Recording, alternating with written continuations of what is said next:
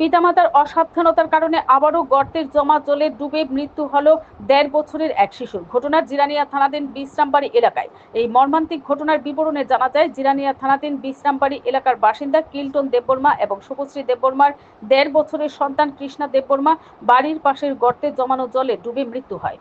তখন শিশুর পিতা দোকানে এবং মা প্রাকৃতিক কাজে ছিলেন। স্থানীয়দের দাবি, পিতামাতার অসাবধানতার কারণে ১.৫ বছরের শিশু কৃষ্ণা দেববর্মার মৃত্যু হয়েছে। এই ঘটনাকে কেন্দ্র করে গোটা এলাকায় তীব্র শোকের ছায়া দেখা গেছে।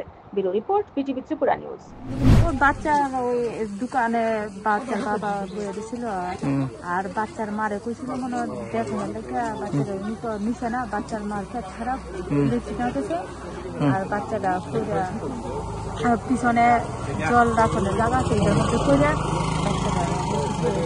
হসপিটালে নিচে, হসপিটাল থেকে জিরানিয়া হসপিটালে নিচে, হসপিটাল থেকে রেফার করছে জিবি গেছে করে কইছে মানে মারা গেছে।